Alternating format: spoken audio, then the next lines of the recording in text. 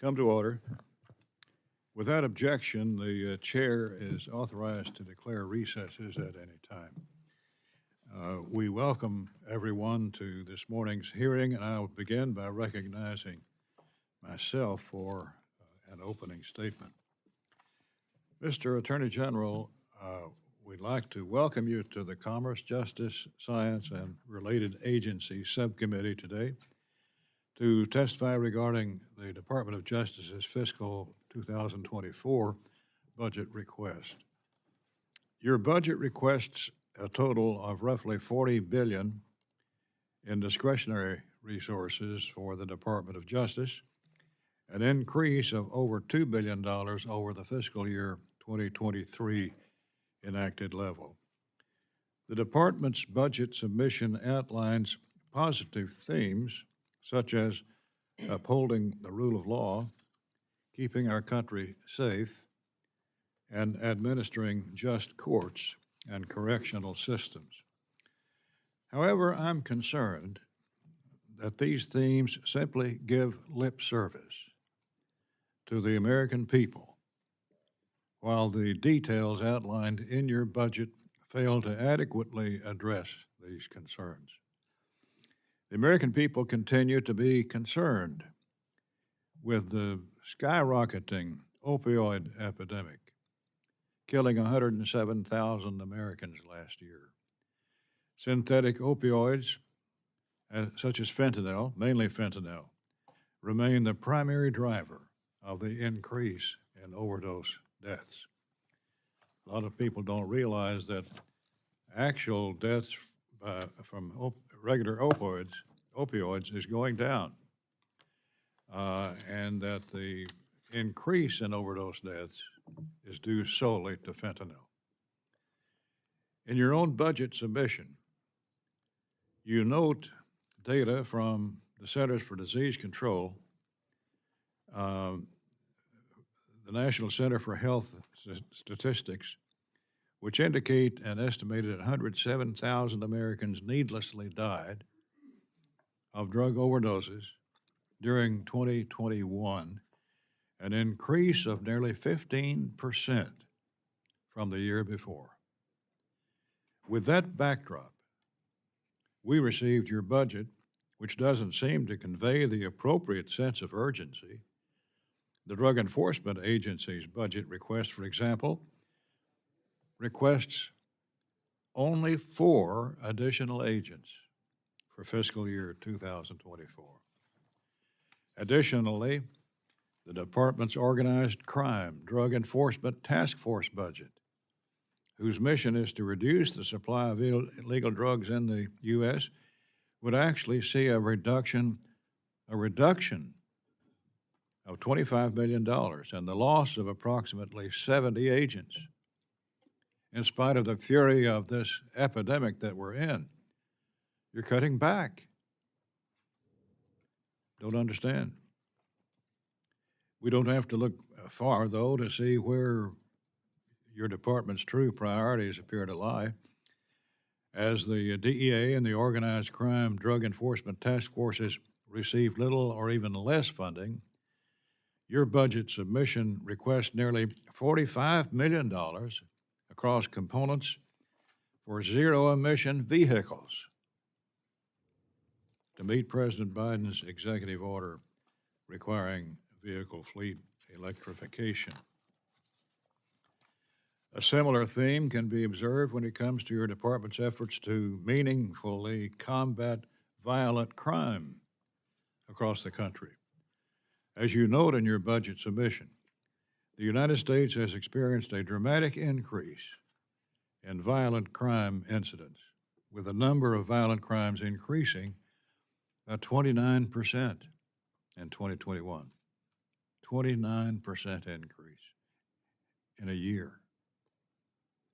While our federal law enforcement officers have the enormous responsibility of arresting violent criminals, the department also has the responsibility to hold these criminals accountable.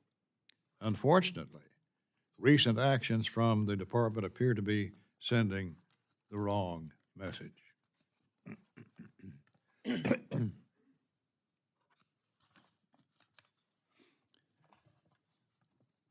Our job is to ensure the department's budget is carried out efficiently, effectively, and to the benefit of the American people. I strongly believe that supporting law enforcement and efforts to combat the opioid epidemic should be a top priority for this subcommittee, and it will be. Attorney General Garland, we recognize that you have an incredibly demanding job, and I appreciate you being here today. I hope your testimony will reveal well-reasoned approaches to the many difficult criminal justice issues that affect our local communities. We will endeavor to be respectful of our witnesses' time, and we'll follow up with you should we have any additional questions. So at this time, let me recognize Mr. Cartwright for any remarks he may wish to make. Thank you, Chairman Rogers, and I join you in welcoming our witness, Attorney General Merrick Garland.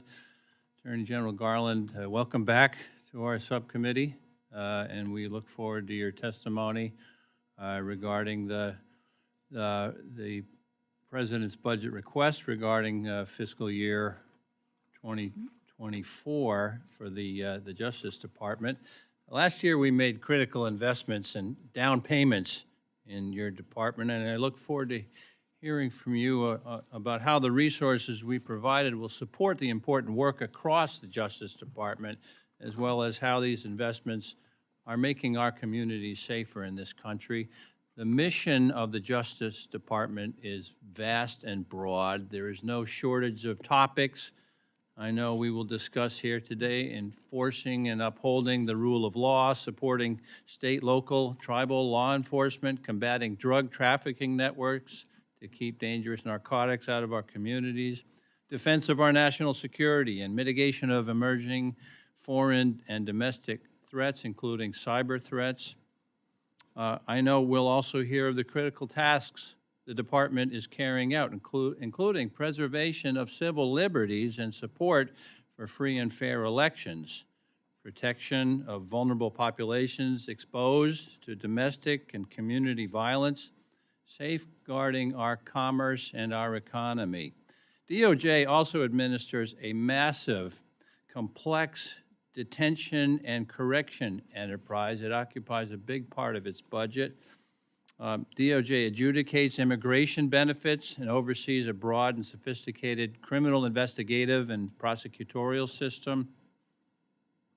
To carry out the department's broad missions I just mentioned, your FY 2024 budget request seeks $39.7 billion in discretionary funding, about 6% above the previous enacted level. While I know there are voices making noise about reducing funding levels across the non-defense agencies like DOJ, I don't think Congress can ignore some of the challenges we are facing in our communities back home. And I echo the concern of the chairman about the record number of deaths due to the opioid epidemic, as well as increases in crime and gun violence. Congress needs to continue to build on those investments we made last year to the COPS hiring program and increases to our federal law enforcement to provide them the necessary tools to face these existing and emerging challenges. Further, we need to sustain critical grant programs such as those under the Office on Violence Against Women to address the so-called shadow pandemic of domestic and partner violence, which did surge globally during the COVID-19 pandemic. Congress authorized new programs under the 2023 Violence Against Women Act reauthorization, and I look forward to seeing the continuation of those programs in FY 2024. Attorney General Garland, you have a big job that is only getting bigger all the time. So once again, welcome, and I look forward to your testimony and working with you on how we can best invest in fiscal year 2024. Thank you, Mr. Chairman. I yield back. Mr. Attorney General, you're recognized for an opening statement. Without objection, your written statement will be entered into the record. I would ask that you try to keep your statement to 5 minutes so that we can have additional time for questions. You're now recognized. Thank you. Good afternoon, Chair Rogers, Ranking Member Cartwright, and distinguished members of the subcommittee. Thank you for the opportunity to appear before you today to discuss the Justice Department's funding request for fiscal year 2024. Every day, the Justice Department works to keep our country safe from all threats, foreign and domestic. We work to protect the civil rights of everyone in our country, and every day in everything we do, we work to uphold the rule of law that is the foundation of our system of government. The Justice Department's budget request seeks the resources we need to continue and expand our work. To help keep our country safe, we are requesting more than $21.3 billion to sustain and expand the capacities of the FBI, DEA, ATF, and United States Marshal Service, as well as the offices of the United States Attorneys. These resources will help protect communities across the country. They will strengthen our efforts to counter the threats posed by hostile nation states, specifically the People's Republic of China, Russia, Iran, and North Korea. They will give us the resources we need to counter foreign and domestic terrorism, and they will sustain and expand our whole-of-government approach to combating violent crime, the epidemic of gun violence, and the scourge of drug trafficking. The department is also seeking $2.7 billion for our Office of Community-Oriented Policing Services, the COPS Office, hiring program. This funding will enable us to help our state and local law enforcement agency partners to hire more full-time law enforcement professionals. As part of our efforts to disrupt drug trafficking, our budget requests $3.3 billion for DEA's investigations, diversion control, and counter-drug efforts across 241 domestic offices and 92 foreign offices in 69 countries around the world. The department is focused on getting deadly fentanyl out of our communities and combating the violent cartels that are putting it there. Just last week, DEA issued an alert warning about the emerging threat posed by the deadly combination of fentanyl and xylazine, which increases the risk of fatal drug poisoning. We also know that addressing the proliferation of deadly drugs requires more than just enforcement actions. So we are requesting more than $646 million for grants to help address the drug overdose epidemic and the public health challenges of addiction and drug use. The department's budget also requests significant investments in our efforts to combat economic crimes, protect the health, safety, and financial security of American consumers, and safeguard competition. This includes $770 million for our U.S. Attorney's offices to pursue investigations and prosecutions of complex economic crimes. And these include COVID-19 related fraud schemes that have targeted individuals and exploited the pandemic and stolen taxpayer dollars. Protecting civil rights was a founding purpose of the department in 1870, and it remains our urgent charge today. The department's budget requests significant investments to advance that work. This includes our efforts to protect voting rights, to combat hate crimes, to foster trust and accountability in law enforcement, to defend federally protected reproductive rights, and to advance environmental justice and tackle the climate crisis. Specifically, we are requesting a total of $251.6 million for the Civil Rights Division to carry out its important mission.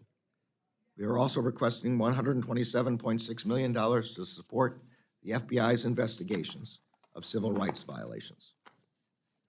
Administering just immigration courts and correctional systems is another important area of departmental focus for which we are requesting additional resources. We are requesting $1.46 billion, a 69.2% increase for the Executive Office for Immigration Review to hire nearly 1,000 new staff. This includes 150 new immigration judge teams. These resources will support our efforts to apply the immigration laws justly and efficiently.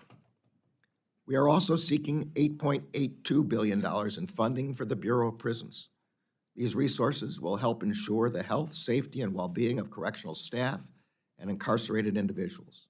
They will help ensure transparency, accountability, and effective oversight of all federal prison and of detention centers.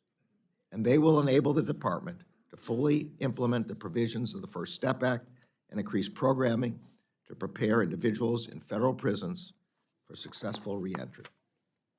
I'm extremely proud of the work the department's employees are doing to uphold the rule of law, to keep our country safe, and to protect civil rights. I respectfully ask for your support for the President's FY 2024 funding requests so that we may continue and build upon that work. Thank you very much.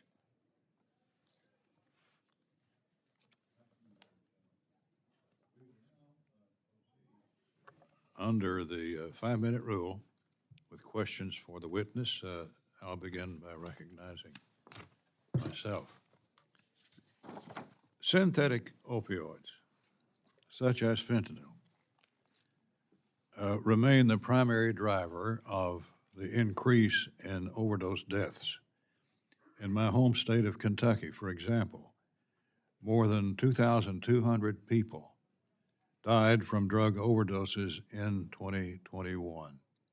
Nationwide, more than 107,000 lost their lives, increasing every day and every year.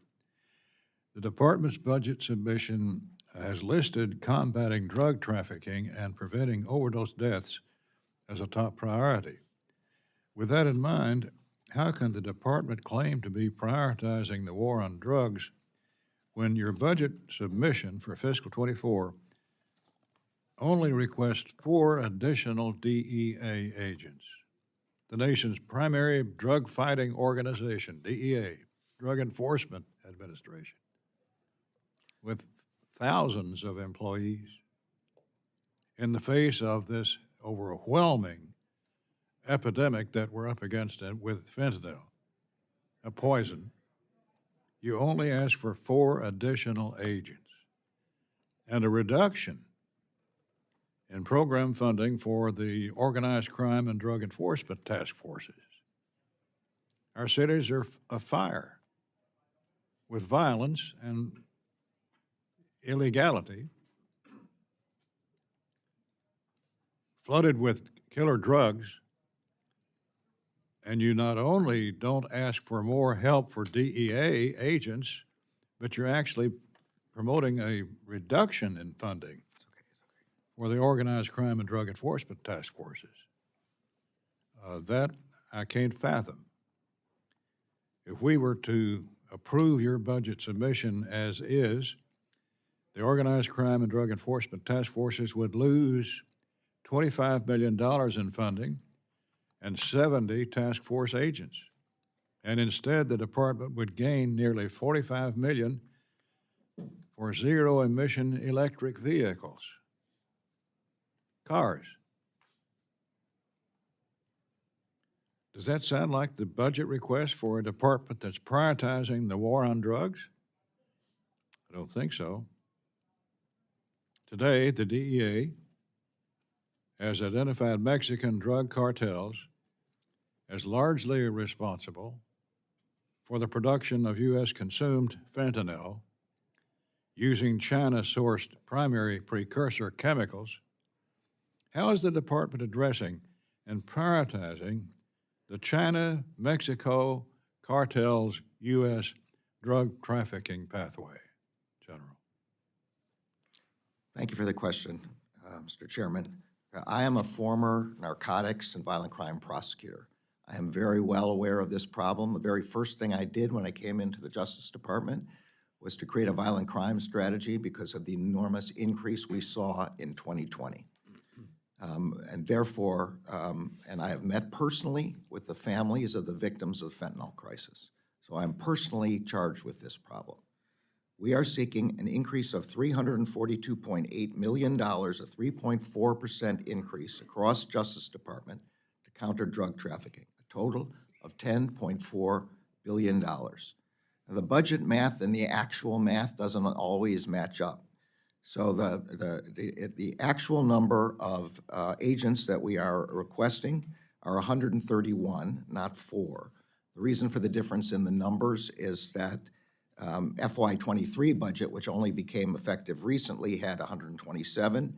We're adding an additional 4, and the funding for FY24 will fund the in total number into FY24.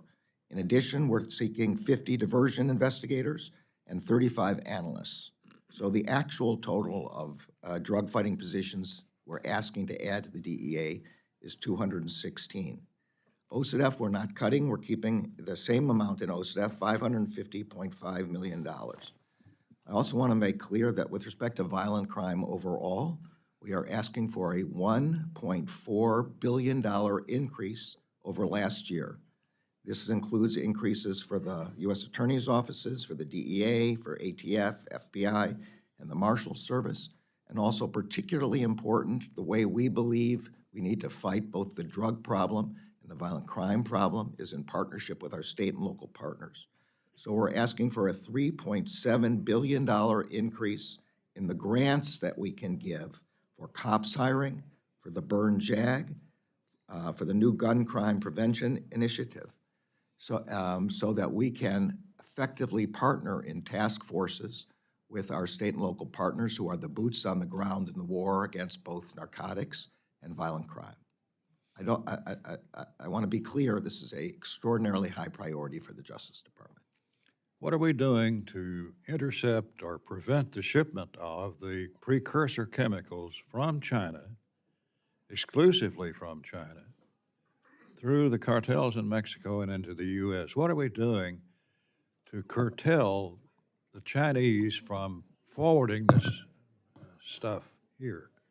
Mr. Chairman, you put your finger on an enormous problem, which is exactly what you said. The Chinese precursor companies are going into Mexico, being made into fentanyl, either powder or pills there.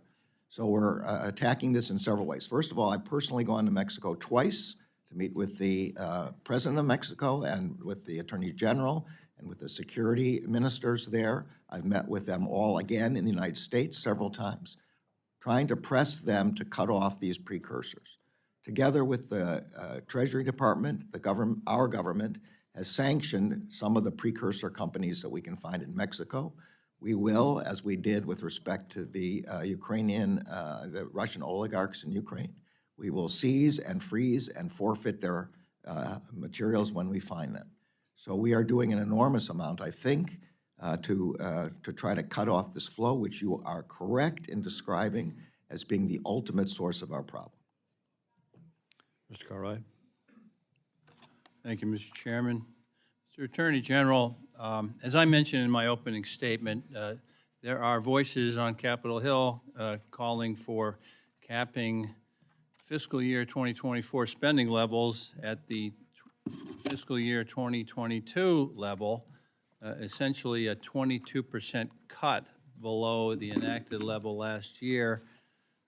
We sent a letter to your department asking for what that would mean for what you're up to in the department, and we got a letter dated March 18 back from your department, which I would ask unanimous consent to enter that letter into the record, Mr. Chairman.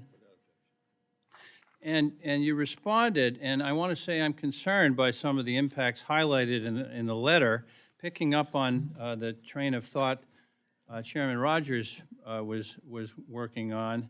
I'm looking at cuts to the Comprehensive Opioid Stimulant and Substance Use Program would see a reduction of $40.7 million. The drug treatment courts would see a reduction of $19.4 million. The victims, let's see. In fact, 22% reduction overall would mean a lot of things, starting with the war on opioids, but extending to so many other things. And I want to ask, what are some of your biggest concerns as relates to a 22% cut in what you got last year? Well, to start off with the questions that the chairman asked me, it would be devastating for our efforts to combat drug trafficking.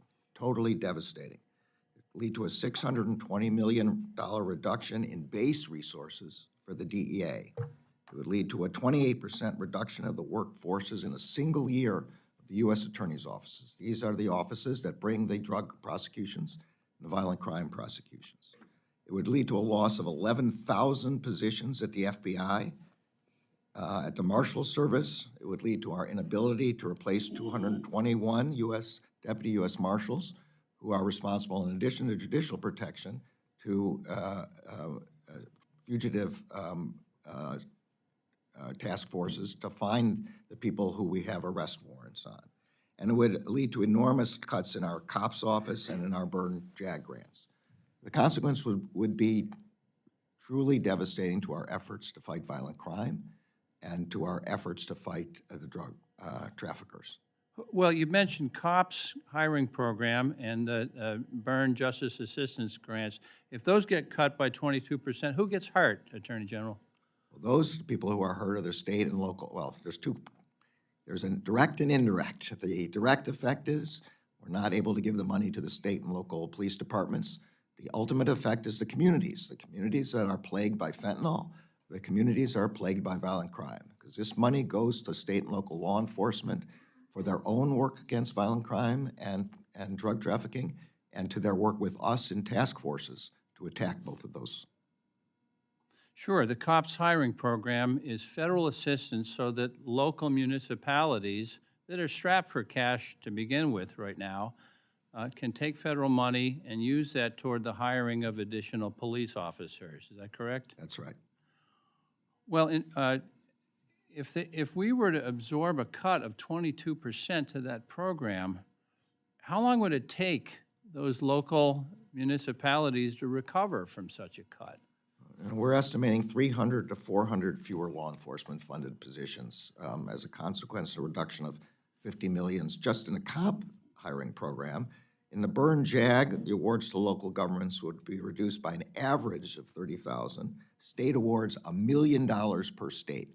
I can't estimate how long it would take for them to recover from that, but they may never be able to recover from that. That requires state funding to make up for that. And whether the states are capable of providing that funds, I don't know. I assume that they're not, otherwise they wouldn't be relying on federal funds.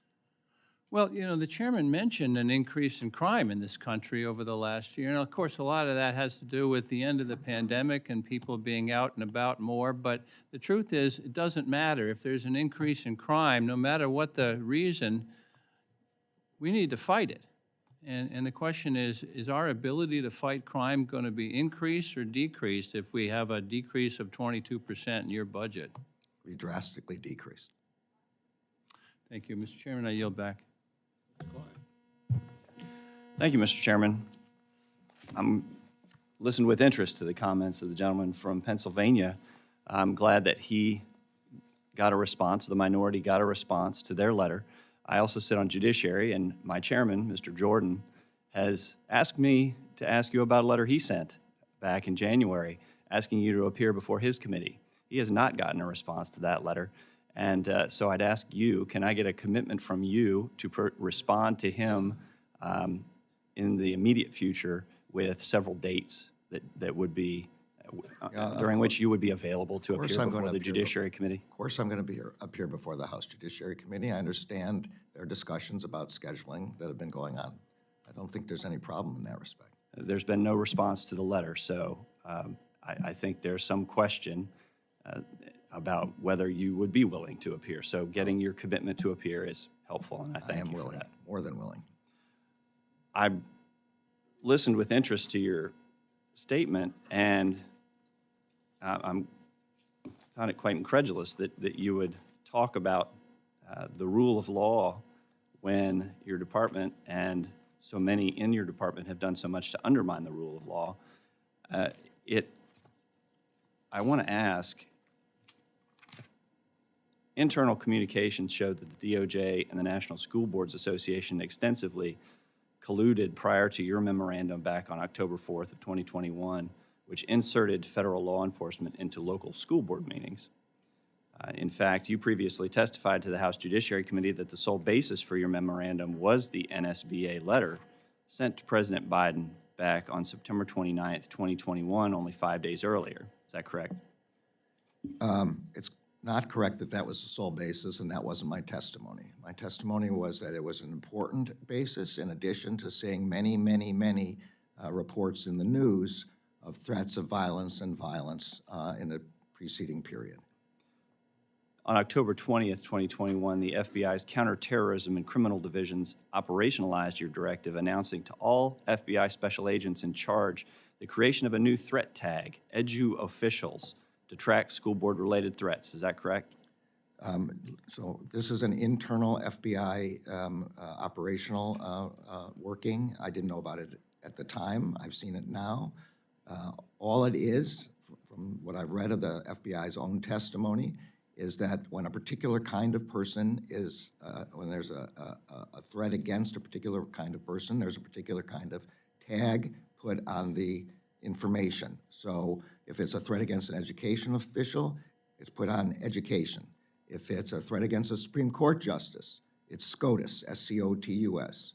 The tags don't mean anything other than a way to track how many threats of this kind are aimed at particular kinds of people, so the FBI can figure out whether this is a serious problem or not a serious problem.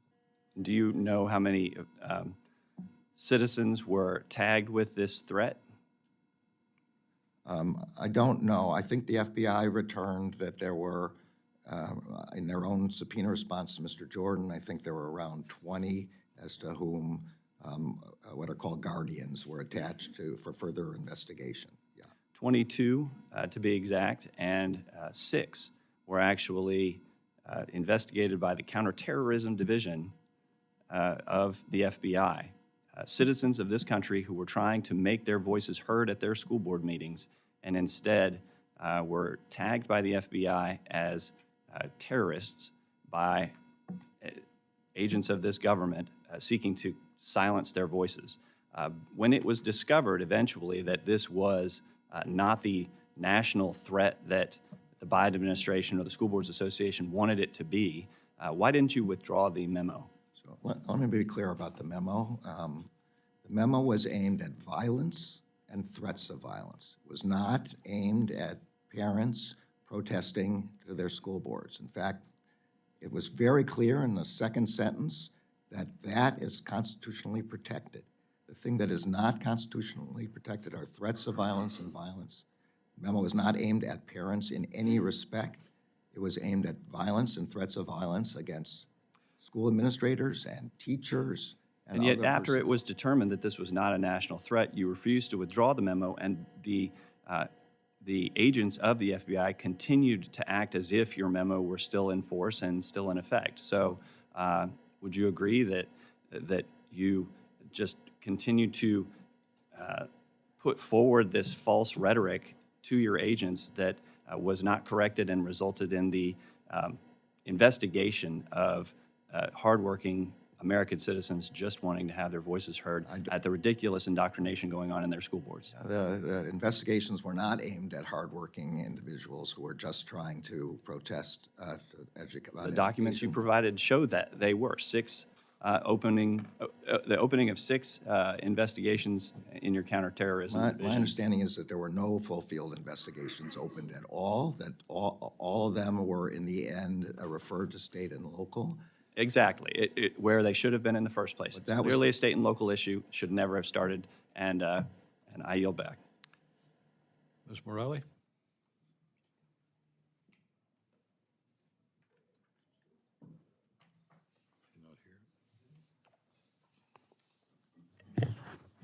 Yes, thank you, Mr. Chair. And thank you, Attorney General, for being here. As we've been discussing today, the Department of Justice's ability to achieve its public safety mission will be severely hampered by reducing funding to fiscal year 22 enacted levels. A number of my colleagues have pointed out the impact on various aspects of the department. I wanted to just focus, if I can, for a moment on the Bureau of Alcohol, Tobacco, Firearms, and Explosives in particular. ATF plays a key role in addressing gun violence crisis in our nation. It's the only federal agency that I'm aware that ensures gun dealers and manufacturers are following federal law and is uniquely positioned to investigate and prevent firearms trafficking. However, for years, ATF has been starved of resources and understaffed. Although its goal is to inspect each license holder once every 5 years, a recent report indicated the ATF only inspects around 7% of federal firearm license each year, making it virtually impossible to ensure dealers are maintaining compliance with even the most basic requirements. Can you just comment, sir, on the effect that cuts to the agency would have on its ability to properly inspect gun dealers? Well, the ATF has two obligations. One is directly fighting violent crime through their work in tracing of stolen of guns at crime scenes, ballistics with respect to crime scenes, participating in the anti-trafficking task forces. And then the other side of their obligations are the ones that you've also described with respect to inspecting gun dealers, to ensure that the rules that Congress has passed about who's prohibited from holding a gun, former felons, for example, are enforced. And the consequence of the cuts to the ATF would be extraordinary. A loss of 190 agents, which would include 130 industry operation investigators and 180 tech support staff. That would eliminate all state and local training that ATF does at the National Center for Explosives Training. It will increase the amount of time necessary to trace a gun found at a crime scene by more than 2 months. But by eliminating the 130 industry operations investigators that you're talking about, it would make it completely impossible to make the kinds of inspections every 5 years that you were asking. Would you support increased funding to ensure that ATF has the resources to both train and hire enough staff to oversee the industry? Yes, and that is included within our, I'm trying to find the exact amount that we've asked for in addition for the ATF. The request we've asked for, so this comes under the Bipartisan Safer Communities Act, and so we've asked for, which was passed last year. So we've asked for an increase of $71.1 million, which would include funding for these purposes. I want to just stay on the same subject just for the moment. The National Tracing Center of ATF establishes chain of custody of firearms recovered in crimes, providing against investigative leads, federal, state, and local agencies as they work to solve firearms crimes and collect intelligence about trafficking, as I understand it. Can you discuss the impact that proposed cuts to the agency would have on the time it takes to trace guns at the center? You know, I don't know the exact amount of time that it would take, but obviously with that many fewer people available to do the tracing at the center, it would take enormously, you know, a longer amount of time. I think the specific thing that I cited was 2 months for tracing. So I'm not sure whether that answers the question that you're asking, but I think this is exactly the question that you were asking. It would increase by 2 months the amount of time at the National Tracing Center. Very good, which would obviously severely hamper investigations. Yes. I want to just, with the remaining few seconds I have, I represent Rochester, New York, in the midst of devastating cycle of gun violence. The number of homicides in 2021 was a record high of 84. Last year, nearly the same amount. And I've asked for the department to prioritize firearm prosecutions and organize enhanced collaborations between state and local partners. In May of '21, the department announced the comprehensive strategy for reducing violent crime. Initiatives like the Standing Violent Crime Reduction Steering Committee, directing U.S. attorneys to develop comprehensive strategies. Can you just provide an update on the strategy and resources that are needed to further your efforts? Yeah, so what you're referring to particularly is the memo that I issued soon after I came into the department. I'm happy to talk generally about our strategy. I'll point out for your purposes for Rochester. Rochester is now, was announced last July, will be one of the grant recipients for the Project Safe Neighborhoods program.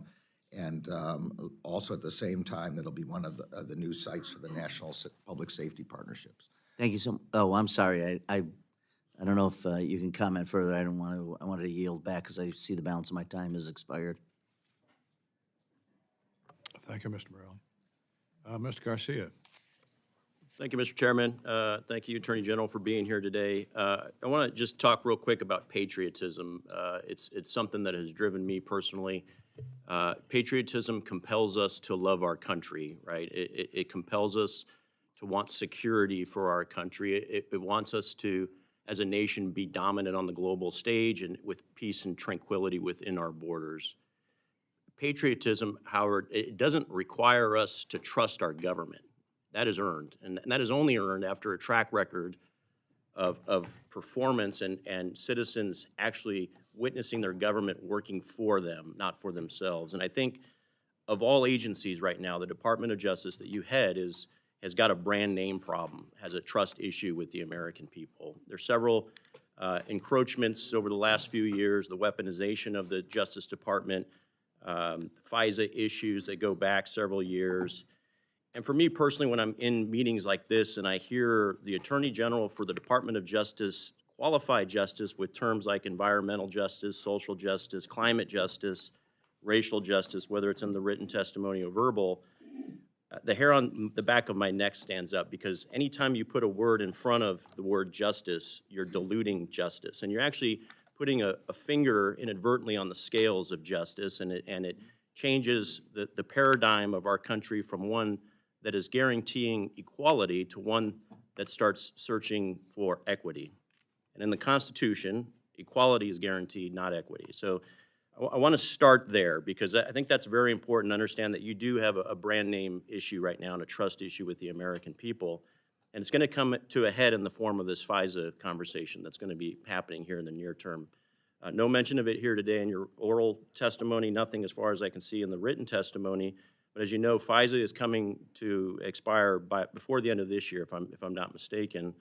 And right now, I don't believe that the majority of Congress, and it may be a very slim percentage of Congress that actually supports a renewal of FISA. And I sit on the Intel Committee. I understand why we have FISA, what we use it for, what value it brings to our nation's security.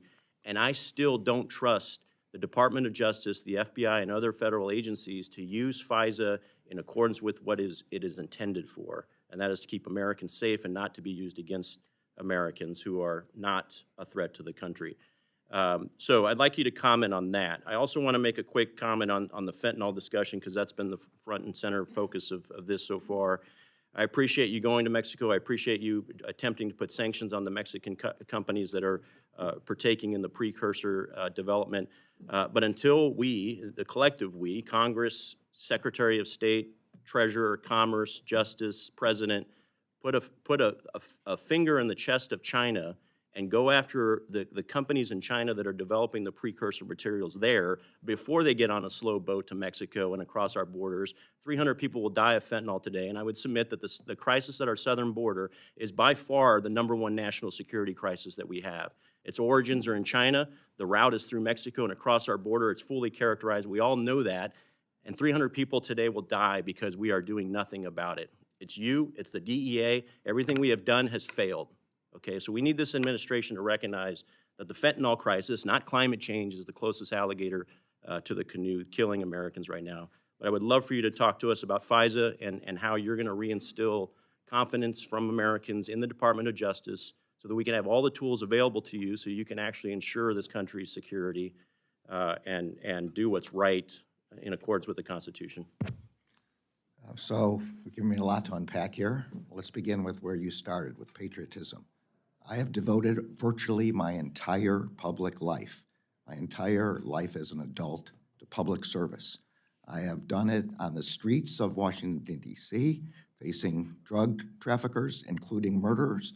I have done it in the Justice Department, facing across the table someone who'd killed more than 160 people in a bombing. I've done it repeatedly in that respect, and I spent almost 25 years ensuring the rule of law as a judge. And I want to be clear, I'm not questioning your patriotism, sir. I respect your service. I appreciate your service. What I'm trying to impart is that patriots are not compelled to trust their government. Absolutely and not. The citizens that we work for want us to earn that trust from them. I completely agree with that. And that's why I gave up the bench to come to the Justice Department, try to reinstill trust in the Justice Department and in our government.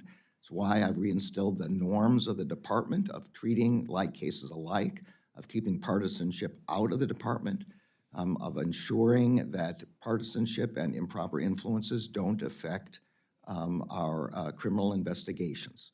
That's all part of what I've been trying to do, and that's the whole reason I gave up a life tenure. Now let me focus on 702. 702 First time I was in the Justice Department, we had plain FISA. I'm just going to call it plain FISA. We did not have 702. That was passed by the Congress after 9/11 while I was in the court. When I came, I didn't know what 702 exactly did. I've now found every morning at my all threats briefing provided by the FBI and the Intelligence Committee that an extraordinarily large percentage of the intelligence we get comes from 702. This is what we need in order to fight the Chinese, particularly. We're getting information about their cyber attacks, about their efforts to exfiltrate information, about their efforts to export our military information, our computer science, our advanced technologies, about their efforts to control dissidents who have fled China and are in the United States. That's just one small sliver of it, but since you're particularly asking about China, the consequences of removing 702 is not going to punish the Justice Department. It's going to punish the American people in the most direct way possible. That includes the threats we get from Iran, the threats we get from Russia, the threats we get from North Korea. But I totally agree with you. We need the trust of the American people on this. And that is why one of the first things I did when I came into the Justice Department and received one of the so-called 702 reports about the non-compliance incidents, I'm sure that you're very familiar with those, was to issue a memorandum to the FBI saying that these had to be fixed, that we had to put into place new methods to ensure that they didn't occur. I've asked the Deputy Attorney General to task management of this, and she has done that. The FBI has put up an internal office of audit for the purpose of ensuring this. We've changed the way in which the FBI software for querying 702 occurs, and we have really a fantastic independent set of auditors in our National Security Division. The consequence of just these changes have been an almost 90% reduction in queries of Americans. But I desperately want FISA to be continued, not because I care about it for myself, but because I care about it for the American people. And we want to work with you and with the members of Congress to work out a way in which FISA 702 can continue. So I think I'm in complete agreement. Patriotism and the need for trust and the need for FISA and the need to be sure that people, the American people, can trust that 702 is done properly. Time of the gentleman has expired. Mr. Ruppersberger. Thank you. First thing, thank you for being here. This discussion, I think, is very important. I, too, was an investigative prosecutor with wiretaps. The majority of what we dealt with there, other than some murder and all, was drugs, and it's never going to stop. Even with the cartels right now, they were nasty. They were killers, and they do bad things to people. But they're even more sophisticated and have probably more money than we do now. Now, what I want to talk about, and I want to talk about a little bit, just a comment to Mr. Garcia. I know your background. I respect your background. You've raised some very good issues here. I would just hope that those of us on both sides of the aisle, when it comes to crime, that we really focus on what we need to do. Any good investigative prosecutor will tell you we need FISA. But we have to have these checks and balances, and that's what we do in Congress when you move from one role to another role. So I would call out, and I've worked with many people here, and Chairman, we've worked a lot together on international issues and this issue. My one focus that I've done a lot in my experience on the Intelligence Committee and those type of things is cybersecurity. It's a very, very serious issue. We have to deal with it. We have to be very sophisticated. China, we in 2004, we didn't realize it, but China was stealing most of our information. Thank goodness we turned it around, got with NSA, and those things are working better right now. My question, can you explain to us what going backwards? And this just drives me crazy. How can we, with all the issues that are out there, the drug issues, the international issues, how can we talk about cutting this budget to the percentage what it is? I can't think that anybody, especially who've worked in law enforcement, could let that happen where we are, and it's going to get worse. And China is ahead of us right now in a lot of areas. So we better wake up and hopefully come together on some bipartisan issues, and stand up for FBI, stand up. Unfortunately, DEA doesn't have any people. DEA has never been funded properly. So one of the things you had more funding, and when FBI did get into the narcotics, the one thing we had to talk them into, they couldn't wear wingtip shoes anymore when they were investigating. But when they got in, it really increased, and then the DEA would go into the tough areas and a lot of the undercover. What do you think we need to do to working FBI and DEA to make sure that we somehow get the resources to move forward? And I want to know what impact, because this is an important message to get out to the American public. This kind of cut will do. And we can talk about issues which is important, education and other things, but we're focused on this right now. What would be the impact for these cuts that we're talking about on the things that we've talked about? Contract murder. We're talking about cybersecurity, these things. You've had a lot of experience, and if you could, in a very stern way, let us know how serious this is. Well, let me take the easier question first, which is FBI and DEA. The last time I was at the Justice Department, I spent most of my time trying to iron out turf wars between FBI and DEA and elbowing each other. When I came in this time, I was really very happy to see that the two agencies work together extremely well. FBI does do some drug task forces. DEA is obviously the principal agency doing that, but they've worked out memorandums of understanding so that their investigations are deconflicted, and most of these investigations are now done on joint task forces. So I'm extremely pleased with the way in which DEA and FBI work. And I agree with you. I think it's strike force is the best way, federal, state, and local, to move forward in this realm. And on the question of the effects of the cuts, I'll say really what I said before, which is neither the DEA nor the FBI can really survive with the kind of cut. Well, they can survive, but they're violent crime and drug trafficking missions can't really survive if there were a 22% cut across the board in those. Well, those of us who agree with your point of view, we need to work with you and to get the message out how serious this could be to our safety, to what could happen to the United States, especially as it's focused on China, but it's everywhere, as you know. I'll yield back. Mr. Clyde. Thank you, Chairman Rogers, for holding this hearing, and for Attorney General Garland for attending. In your opening statement, you said that you work to uphold civil rights. Is the Sixth Amendment one of those in the Bill of Rights? The Sixth Amendment is one. It is, great. Certainly a civil right. And you work to uphold civil rights for all Americans, is that correct? Yes, that's correct. All right. When the Sixth Amendment of the Constitution says the accused shall enjoy the right to a speedy and public trial by an impartial jury, what kind of a time frame does a speedy trial mean? Well, there's two different ones. So there's the Speedy Trial Act. That's correct. I used to be able to tell you exactly how long it took, but I believe at least the first part I remember is 30 days from the complaint. That's correct. I think it's 120 days after that, and then there are exceptions for different motions for speedy trial. Okay, I believe it says 70 days from the filing of charges of the defendant's appearance It's been a before the long time judicial since I officer. actually appeared in magistrate's court to make that argument. Okay, great. I'm glad you are well aware of that. Mark Houck was arrested September 23rd, 2022, and found not guilty on January 30th, 2023. The jury deliberated about an hour. DOJ accused Houck of twice assaulting the volunteer in front of a Planned Parenthood clinic and charged him with 2 counts of violating the FACE Act, freedom of access to clinic entrances. The arrest to the trial took just over 4 months. Would you consider that a speedy trial? Yes. All right, so would I.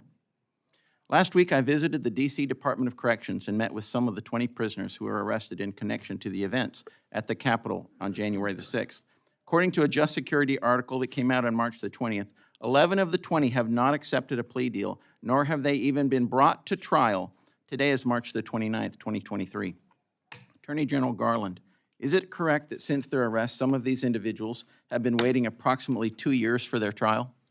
Look, I don't know the specifics of individual cases. The beauty of the Sixth Amendment is that each of those people is entitled to a lawyer, has a lawyer who can make a speedy trial argument in the court. Oftentimes, lawyers ask for more time. Oftentimes, they ask for exceptions for discovery. There was an enormous amount of discovery in those cases, but I don't know anything about the particular cases. Does waiting 2 years for a trial meet the speedy trial clause of the Sixth Amendment? It can if the exceptions to the Speedy Trial Act are met. Those are the responsibility of the lawyers for those defendants to bring to the Well, I would like you to look into that, because to me, I don't think waiting 2 years for your trial complies with the Sixth Amendment to the Constitution. This is an argument to be made before the judge. The judge has the authority to dismiss a case for a violation of the Speedy Trial You're Act. absolutely correct. A judge does have that authority. You know, like you said in your opening statement, you work to uphold the civil rights of all Americans. I think in this case, their civil rights are being violated, and I would appreciate you looking into that. In your opinion, should unauthorized agencies or unauthorized programs in the federal government receive funding through the Appropriations Committee, through this committee? I'm sorry, I'm not following the question. If it hasn't been authorized, Correct. In your opinion, should unauthorized agencies or unauthorized programs in the federal government receive funding through this Appropriations Committee? At a high level of generality, it seems like a syllogism. If it's unauthorized, it shouldn't have appropriations. I agree. We have authorizing committees and we have appropriating committees here in Congress. Before a government agency or program can come into existence, it must be authorized. Then we as appropriators add the money to make the program function. So I agree with you that if a program is not authorized, it should not be appropriated. Is the Department of Justice currently authorized for appropriations? Okay, now you got me here.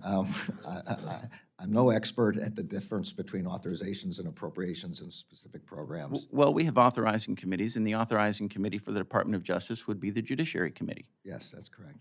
Okay. Well, I will tell you, right here, Public Law 109-162, the last time the Department of Justice was authorized was 2009. 2009, when your budget was $26.2 billion. So you're asking for an appropriation of $40 billion, and the department does not have an authorization. I think that's a problem. Well, I think you got me in a certain way, but that means that during the entire previous Trump administration and much of the Bush administration, the Justice Department was also Well, unauthorized. that would be the Obama administration. Well, if it's since 2009, it would also include the, Well, through 2009, right here.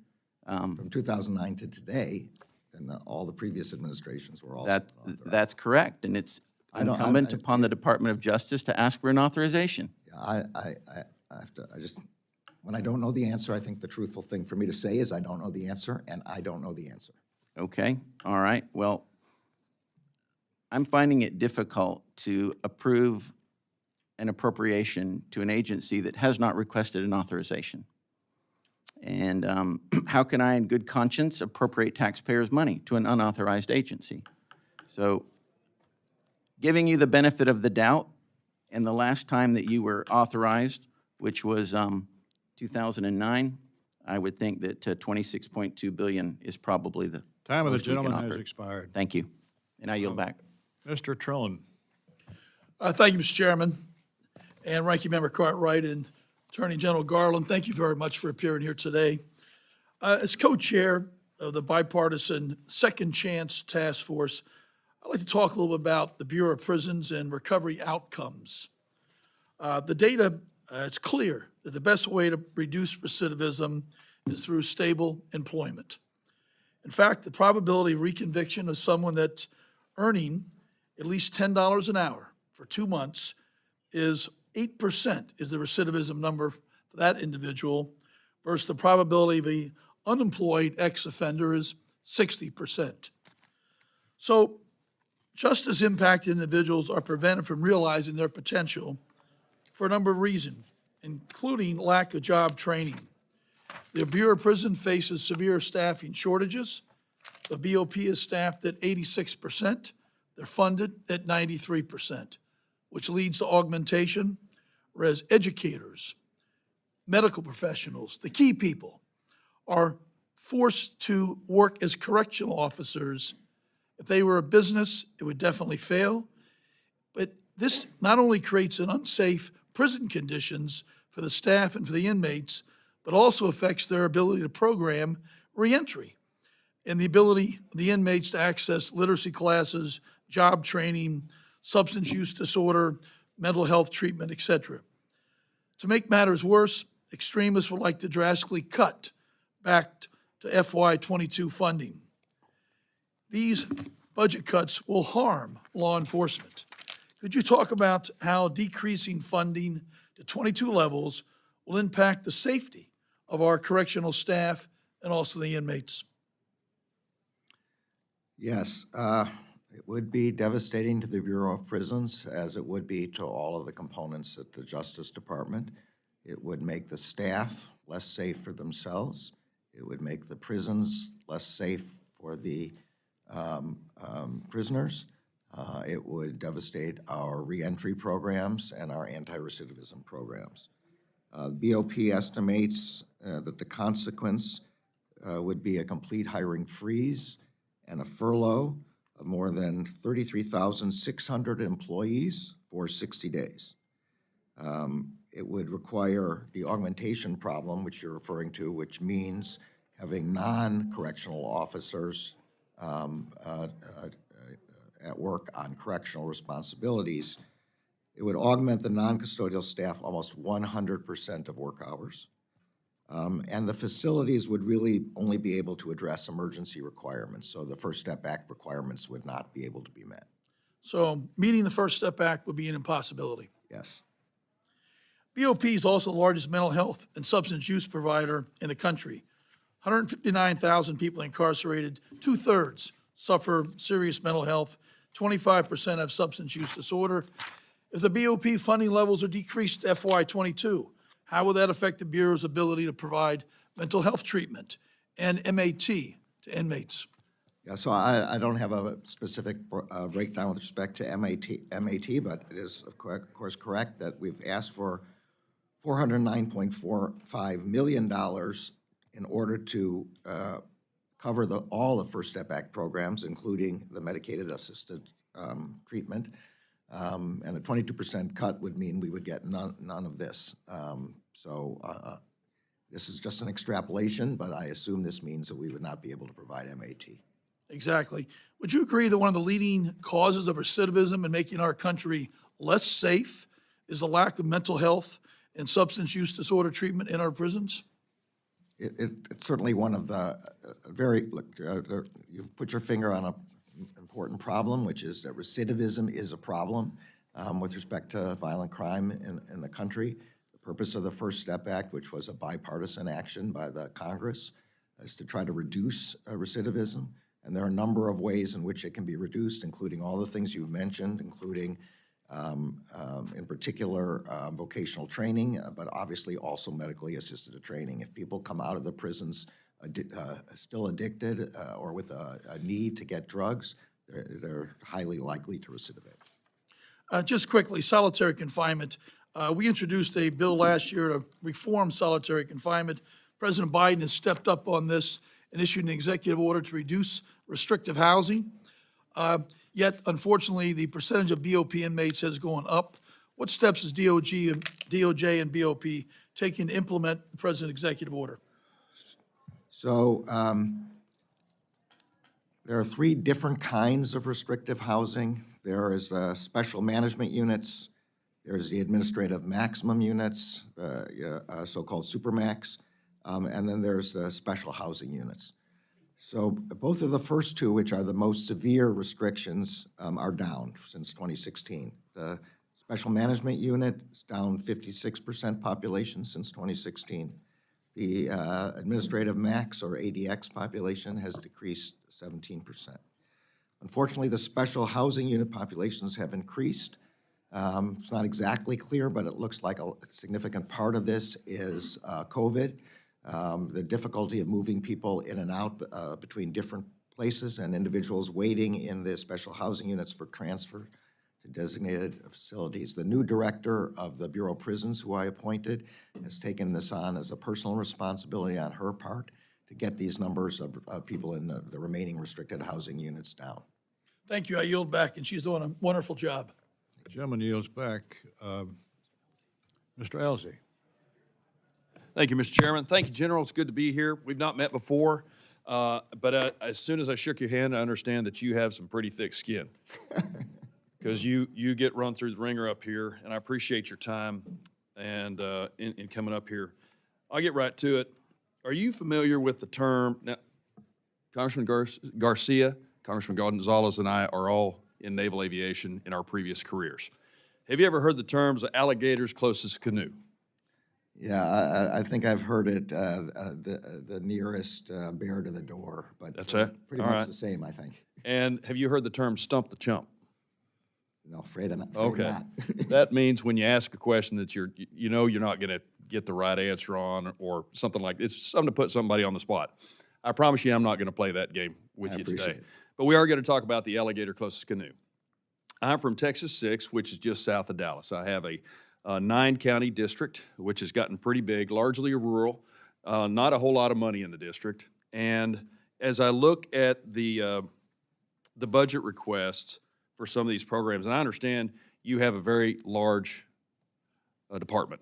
You have a lot of folks working for you, and I know you didn't write this budget request yourself. And then you have to be under the microscope to answer for it. So I'm going to ask you a couple hard questions, namely about the SCAP program, which helps offset the cost of local law enforcement for holding within their jails illegal aliens who are criminals, either have been convicted of a felony or 2 misdemeanors. And previous to that, we had $234 million allocated to that program. That program's been cut.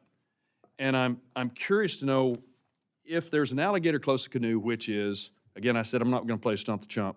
We have a illegal immigration problem. We have a drug problem coming from the border.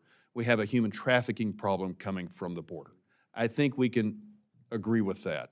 So I asked my local sheriffs how much it costs them to hold some of these folks. So I've got 9 counties, but I talked to Sheriff Elmer Tanner of Navarre County, Brad Norman of Ellis County, my home county, Bill Wayburn of Tarrant County. We're still waiting on some of those numbers. There's 254 counties in Texas, and I would argue that Texas is bearing the brunt of what's going on the border. So I heard back from Elmer in Navarre County. He has held 28 of these criminals for a total of 2,067 days. At $69 a day, that's $142,000 cost to Navarre County and the taxpayers of Tarrant County. There's only 52,000 people there. That's real money for counties like mine, in my district like mine.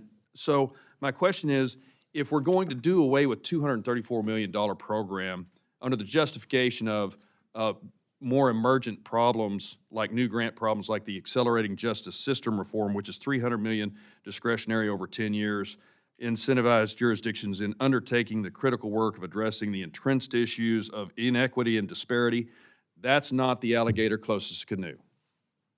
Who on earth decided to cut that entire program that's going to offset my sheriffs from having to house illegal immigrant criminals for that program? And that's just one of many, but I don't have that much time to go over all of it.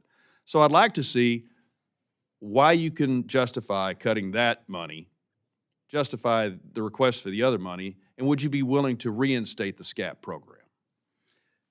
So I think you correctly analyzed my problem here, which is my microscope was not focused on SCAP. And I don't know the answer to your question, but I'd be happy to look at it again, or for myself for the first time, and have our staff talk to yours about the SCAP program and whether there was an alternative source of funding or some other arrangement was made. I just honestly don't know, and my experience before this and other committees is it's best if I say I don't know when I don't know. Well, that is an acceptable answer. We learned that at the Naval Academy too. That is a perfectly acceptable one. I'd love it for you to look into it because it's important to a district like mine that's not made of money, and we're doing the federal government's job. We do have a problem on the border, and my sheriffs in my district are saying, Where's the money coming from? And we just cut all of it. And they were already only getting 31 cents on the dollar to house these illegal immigrant criminals. And that affects my district very, very harshly. So my time's expired. I yield back. Thank you very much for the answer. Gentleman yields back. Mr. Gonzalez. Thank you, Chairman, and thank you, Attorney General, for being here. You know, when Uvalde happened nearly 10 months ago in my district, the first elected official to call me was you. And I'll be honest, I didn't have you on my bingo card as being the first call, and I want to thank you for that. And you said something then. You said anything I needed, you would help provide for as we were getting through Uvalde. And you know what? You kept to your word, and I appreciate that. I want to bring something up. I'm very concerned about, and look, I've done my part. I was one of 14 Republicans that helped pass this Safer's Community Act. This is a bill that is going to provide more money in mental health in our nation's history. On this Appropriations Committee, you know, I helped pass the appropriations to get through some of your funding. Now, one of the concerns I have is with the COPS and the Stop School Violence grants, okay? Some deep concerns with that. And what I've done is a lot of my communities, we're still healing from Uvalde. A lot of my communities are very concerned with their children's safety. Hell, I'm concerned with my children's school safety. And so one of the things that I represent 119 cities and towns in my district. And I've gone to every one of these little towns and I said, you need to put in for COPS grants and Stop School Violence grants. They don't have any grant writers, they don't have any resources, and they've been putting it in. And guess what? They've been denied time and time again. And I'll give you specifics. City of Devine, denied. City of Marfa, denied. Bexar County, denied. Medina County, denied. City of Castroville, denied. El Paso County, denied. These are things that I put letters of support behind, and they've been denied. I had, in Marfa, they have 4 police officers in that town. If this grant, if the COPS grant, if they would have gotten this COPS grant, they would have gone from 4 to 5 police officers. You know how excited they were? They were going, Tony, we get another police officer, we can do all these different things. They stayed up, I kid you not, they stayed up until 11 o'clock the day before it was due, because I'm pushing them. They submit it and then they get denied. I flagged this for you because in your budget request, you have a reduction, your department has a reduction, a cut in COPS and schools and Stop School Violence grants. It boggles my mind on the discretionary spending for that. It boggles my mind. We just saw what happened in Nashville a couple days ago. Seems like every week there's something that's happening from a school, schools under siege here. I need your help. I'm absolutely doing my part. I need your help. Would love to hear your thoughts on what we can do to get these COPS grants and get these Stop School Violence grants over the finish line. Okay, so this is a big, you've identified something that I don't know about these specific sheriffs, and I would like my staff to meet with yours to go over these particular grant applications so we can figure out what the problem was there. We've put a lot of money into, and we have it in part of our request now, helping rural sheriffs make the applications, particularly small sheriff's offices, small law enforcement offices, as you've described, sometimes have difficulty. It's not just filling out the paperwork, it's doing the computer work and everything. We've recognized that, and we had a program to make that easier under our OJP grants. Obviously hasn't succeeded here. I do want to say that we are asking, with respect to funding for state and local police, we're asking for more than $4.5 billion this year in both discretionary and 5-year funds. For the COPS hiring program, we're asking for an increase of $2.4 billion this year, not a decrease, an increase, a $213 million increase in the yearly funds and a $2.2 billion in a multi-year funding.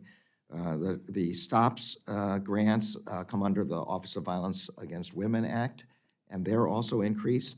It may be that there are 2 parts of these. There's a new gun crime prevention strategic fund, which is an increase of $884 million, or $4.4 billion over 5 years. It will provide some of the funding that used to be in some of the other programs, and that includes hiring, recruitment, retention, training of officers. I think, so we're in no way reducing the amount, we're increasing it. Your offices may still be having the kind of problems that we've discussed, and I'm going to ask my team to talk to yours about it. I'd appreciate that because this is an important topic that's not going away anytime soon. And what I'm starting to see is people are giving up in the federal government. They're going, why even submit it, Tony? It's a waste of my time. The need is absolutely there, especially in these small communities. We'll work our guts out in our office to help identify these people, vet them to make sure that you're getting good products. I wouldn't put a letter of support behind any of these projects if I didn't do the due diligence on my end, but I need your help. You have a partner up here to get things over the finish line, but I need your help. Thank you, Chairman. I yield back. Thank the gentleman. His time has expired. That concludes the first round of questions. I believe we probably have a few members who would want to be part of a second round. But, so we will do that, but we will take a 5-minute recess. If I could, Committee stands in Mr. recess. Chairman, if I could have an indulgence for just one moment with respect to my answer to Mr. Klein. Yes. I've taken a look at that FBI response to subpoena. There actually was a full field investigation. I don't know any of the details about it, but there was, and if you take a look at the letter, I think I said there were none, but it turns out there was one. Committee stands in recess for 5 minutes.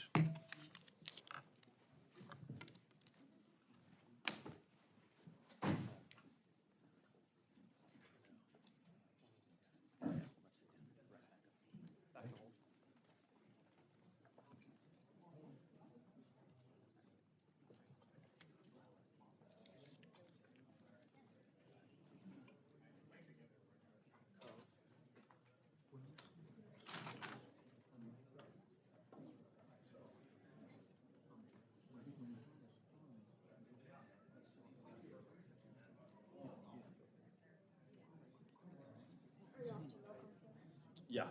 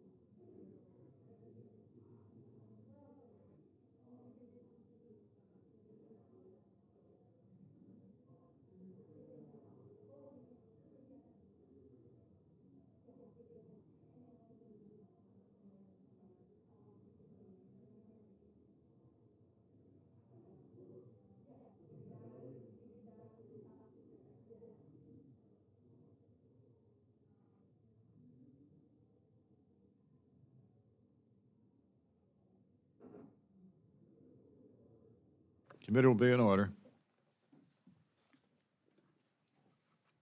I thank the Attorney General for being amenable to lengthening our visit together.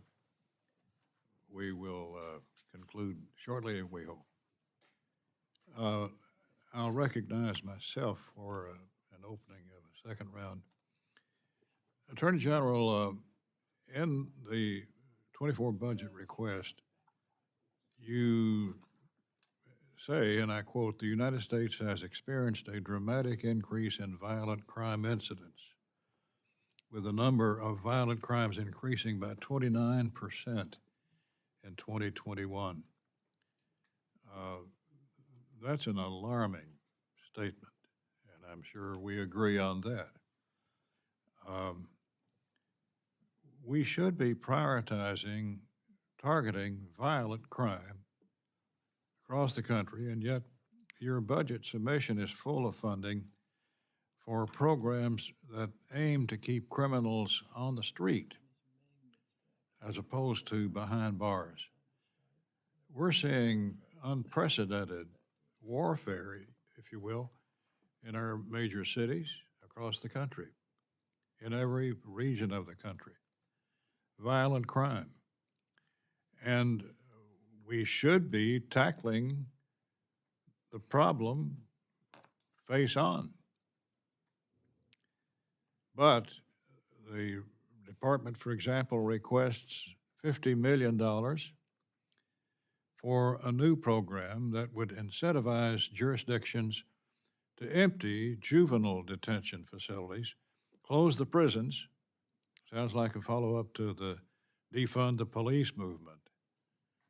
Your December 2022 memorandum revising the department's charging and sentencing policies make it harder for prosecutors to charge criminals and encourages lighter sentences. Why are we handcuffing federal prosecutors from holding criminals accountable at such a dangerous time across the country? Sir? I completely agree that we need to prioritize violent crime, and we are doing that. The memorandum that you're talking about says in several places, but particularly right at the beginning, the purpose is for us to be able to allocate our resources and focus them on combating violent crimes. So the sentence discretion that's being given to the prosecutors is aimed at using their resources against violent crime, and in no way calls for reductions in sentences with respect to violent crime. In every place in that memorandum, it explains that violent crime sentences are to be used to the extent needed to prevent dangers to the community. With respect to defunding the police, we are asking for more than $4.5 billion, $15.3 billion over 5 years for investments in state and local police. That includes a $2.4 billion increase in cops hiring just for FY24 alone, an increase of $20 million for our Project Safe Neighborhoods, an increase in $59 million for public safety officer benefit programs for the survivors of deceased officers, additional $884 million for new gun crime prevention strategies to be given to state and locals for recruitment, retention, and training. So with respect, there may be some people in the country calling for defunding the police, but it is not the Justice Department, and it is not President Biden, who made quite clear that he wants to increase the funding.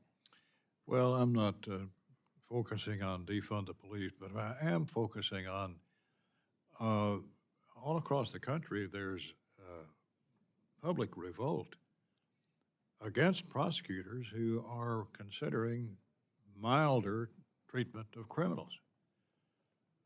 So the clear sentiment of the country is to tackle violent crime by making it tough on criminals.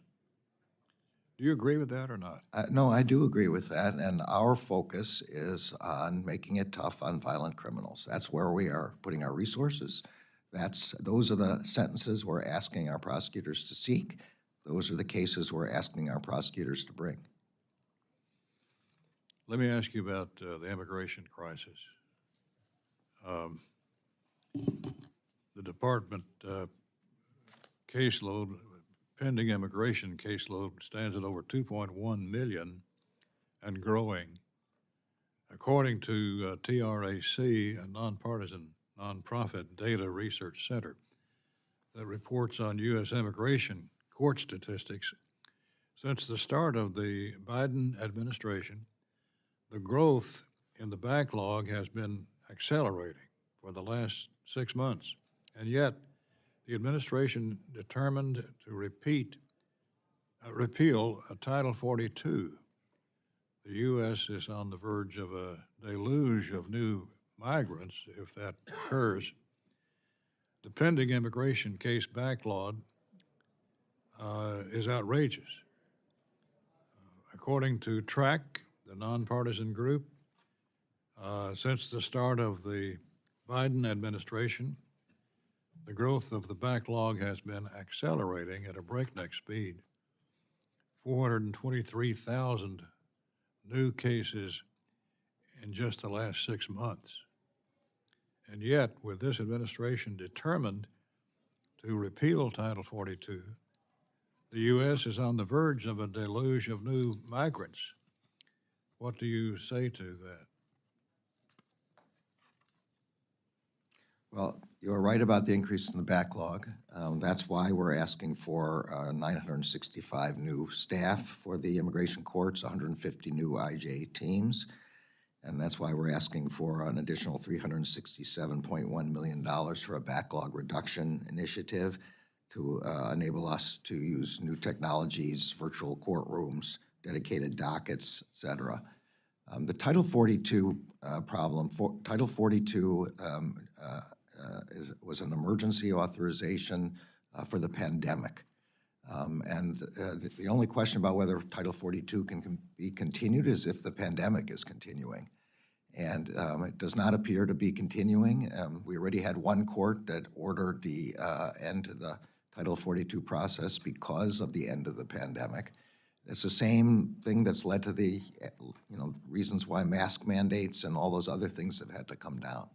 So Title 42 is just a question of whether it's legally possible to continue using an emergency health provision that depended on the pandemic.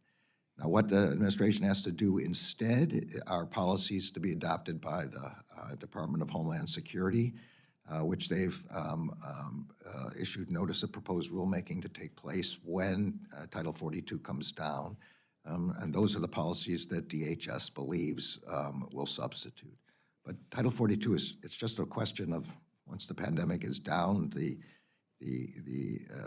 grounds for using Title 42 fall away, the legal grounds. Your budget includes $150 million to provide taxpayer-funded lawyers to individuals and families in immigration proceedings. $150 million could be better spent, in my judgment, shoring up the border in preparation for the termination of Title 42.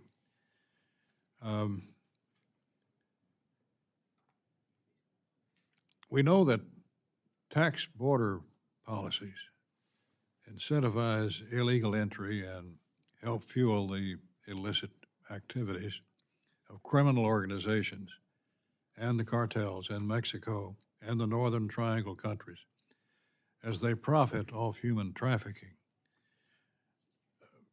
The impact the administration's border policies have had on smuggling, human trafficking, and other transnational organized crime. What are we doing to prepare for a potential wave of undocumented immigrants surging the border once Title 42 is ended, if it is? So on the first question you asked about human smuggling, again, one of the first things I did when I came into the department was established what we call Task Force Alpha, which is aimed at human smuggling, particularly from the Northern Triangle countries, exactly as you describe, and from Mexico. It is a task force of the Justice Department and the Department of Homeland Security and the U.S. Attorney's offices all across the southwest border.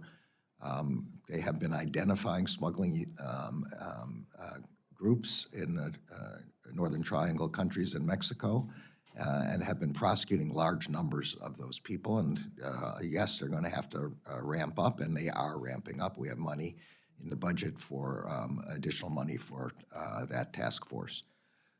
My understanding of what Homeland Security has in mind to replace Title 42 is an authorized pathways program. As I understand it, people will have to present at the ports using this app called, I think it's called CBP-1 to schedule appointments, or they have to make arrangements in their own countries.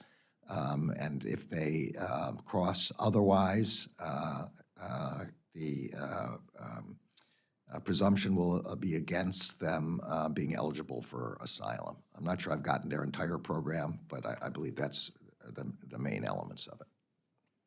Mr. Cartwright? Thank you, Mr. Chairman. Well, Attorney General, one of my favorite authors said this about corrections. He said, the degree of civilization of a society can be measured on entering its prisons. And I know you agree with that. And part of why I know it is because a quarter of the money we send to your department goes to the administration of the Federal Bureau of Prisons. We just crossed over a grim anniversary, and it was the 10-year anniversary of the murder of Eric Williams at United States Prison in Canaan in Wayne County in my district. Eric Williams was alone patrolling in the prison, and he was attacked by a violent criminal, a gang member, who stabbed him so many times I won't repeat that here. And there's no question that if Eric Williams had a partner, he would not have been killed. You and I have discussed the level of staffing and the practice of augmentation, but I'm thrilled that in the fiscal year 2023, we included $180.5 million above the request of the President to sustain and increase hiring efforts. That's the only answer, is put more money toward the salaries and expenses of the Bureau of Prisons if we're gonna make prisons safer, not only for the correctional officers, but also for the inmates. My hope and expectation is that this extra funding will help the Bureau reduce its reliance on augmentation, that is the diversion of non-correctional officer staff for CO duties. Since the beginning of my time in Congress, I've been raising my voice about this. Can you provide us an update on how these funds are being implemented by the Bureau of Prisons? Yes, so you're right, Congressman. Being a correctional officer is an extraordinarily dangerous job, and the pay isn't what it should be in order to encourage people to come. And some of the locations are difficult locations to live in with a family. So recruitment and retention and promotion are difficult for the Bureau of Prisons. That's why we've asked for, in this budget, $109 million particularly for hiring and retention incentives. We've been able to work out an arrangement with OPM to provide higher amounts of money for incentive hiring than would normally be available. And I'm advised by BOP that 1/3 of their facilities already have these hiring incentives in place as of February, but we'll need additional money in this budget to continue that program. We're at about 86% of authorized positions now filled. But you're right, we have to rely on augmentation, and that's not good. Even though the non-correctional officers are given correctional officer training, it's still not the right solution. We've asked for an increase in $251.7 million for BOP for new staff. That will give us 2,250 new staff through the end of FY '24. If we're able to achieve that hiring, we'll be in a much better place with respect to the safety of both the officers and the inmates. Thank you, sir. The first hearing we had in CJS this year was we had the Inspector General, Michael Horowitz, come on in, and he testified that his office is concerned about the impact staffing shortages have had on non-correctional officer positions, particularly doctors and nurses.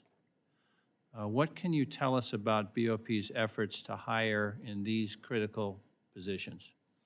I'm sorry, this is another question I'm going to have to answer with I'm not sure, or maybe I don't know, and I'll have to get our staff to get back together with yours. I haven't focused particularly on the medical staff, but my guess is we have enormous difficulty hiring them, just as we have difficulty hiring the other staff. Well, we'll follow up with you. I want to say I agree with Mr. Elzey. We appreciate I don't know answers if that's the truth. I'm There's hoping not to have too many. too many people guessing or taking stabs at things they don't know about. Yield back, Mr. Chairman. Mr. Clyde? Thank you, Attorney General. On September the 30th, 2023, there was a FOIA request made regarding the ongoing attacks against pro-life organizations. And under federal law, as I understand, federal agencies have 20 working days to respond to FOIA requests. Is that not correct? Yes, that's the law. Okay, great. To date, the Department of Justice has not complied with the request, and I have the request in front of me. It was sent to you and to the FBI. It says FOIA communications pertaining to the ongoing attacks against pro-life organizations. And Mr. Chairman, I request unanimous consent to enter this into the record. Without objection. Thank you. It's been nearly 6 months. Why has the Department of Justice not complied with federal law on this request? I mean, this is a request sent by multiple entities, by Advancing American Freedom, Concerned Women for America, Heritage Action, Family Research Council, all joined together on this FOIA request, and it has gone unanswered. Why? So, again, I obviously don't know that particular request. We get thousands and thousands of FOIA requests, and some take longer to answer than others. This one sounds in part to be asking about ongoing investigations, and of course, that requires redaction of information to protect investigations so that the investigations succeed. But I don't know the specifics, and I'll be happy to have my staff get in touch with yours. I would appreciate an answer to this FOIA request. Okay. On that note, there's another FOIA request that was sent by a concerned citizen in Washington, D.C. And that concerned citizen requested access to records concerning data related to the prosecution of homicide, rape, robbery, aggravated assault, burglary, larceny, motor vehicle theft, and arson that occurred in Washington, D.C. in the last 5 years. The response to that request was denied. And it says, the United States Attorney informed you that it does not maintain records such as those that you described. The United States Attorney in Washington, D.C. does not maintain records on the prosecution of violent crime in Washington, D.C.? That stuns me. Again, I don't know the specifics here. Be happy to have staff get back to you. Obviously, some of the statistics only the Metropolitan Police Department has. I don't mean arrest, I mean prosecution. I don't know the answer to that question, and I'll be happy to Okay, get can I get your commitment that we can have those records of prosecution of violent crime in D.C.? Yeah, you have my commitment that my staff will get in touch with yours and with the U.S. Attorney's Office to find out what the holdup here is. Okay, great, thank you very much. One last question for you regarding firearm tracing. In your belief, is every firearm trace that is conducted by ATF linked to an actual crime? Well, when you say every, it's always a potential problem. The normal way in which tracing happens is that a police department submits a request based on a gun found at a crime scene. I don't know whether there's something outside of that, but that's typically what happens. State and local police or federal law enforcement gets a gun at a crime scene and then tries to trace back where it was purchased from. Okay. Last year, Representative Cloud from Texas sent a letter regarding firearm traces, and part of the response to that letter said, the NTC only traces crime guns, and every trace must be identified as such by the requester selecting the appropriate crime code. And we requested in a follow-up letter, please provide a list of all the crime codes an agency must choose from when a trace is requested. So far, we've gotten no response to that letter. It's been a year. Will you commit that you will respond to that letter Again, with the crime codes?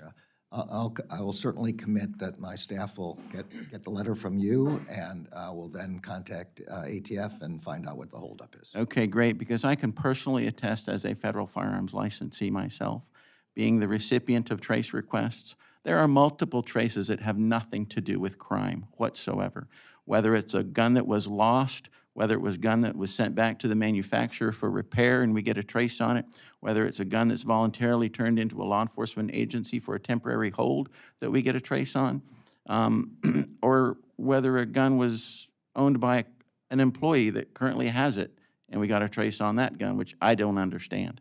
So I really don't understand how the tracing process works, and I really want to understand I that. think you're entitled to an explanation, and I'm going to ask the people from ATF to get together with your staff and provide Great. you with an explanation. Thank you very much, and I yield back. Mr. Morelli? Thanks so much, Mr. Chair. Attorney General, as I asked my first round of questions, I think I unfortunately had to cut you off about, but I would like to go back to the National Public Safety Partnership, new initiative. My city in Rochester, New York, was selected as one of the 6 sites announced back in October. Can you just talk about the importance of the National Public Safety Partnership and the impact it has on local communities? Yes, I'd be happy to. It's a DOJ, state, tribal, local collaboration. I don't know if you have tribes involved in yours, but if not, then they wouldn't be involved, to address local crime through training and technical assistance and resources. So the effort here is to help our state and local law enforcement partners get the kind of training and technical assistance and resources that they need to protect the public safety. There are, in October, there were 6 new sites, one of which was Rochester. I'm not sure what the total number of sites around the country is. I think it may be around 40, but I'm not sure. And I will say parenthetically, the reaction from local law enforcement has been very positive, so obviously want to thank you for that work. Just to change the subject a little bit, I wanted to go back to the conversation earlier regarding guns and firearms. I understand since you became Attorney General that DOJ has conducted numerous large-scale investigations of illegal firearms trafficking operations, which have led to arrests and prosecution in some of the individuals most responsible for flooding our communities with guns. In your testimony, you identified the new gun trafficking provisions of the Bipartisan Safer Communities Act, providing additional tools for prosecutors to disrupt the flow of illegal firearms. And I wonder if you could just share with us what kind of manpower and resource are necessary for the department to undertake these operations, and whether or not you feel the department has adequate resources to meet those needs. Yeah, maybe let's just start with that.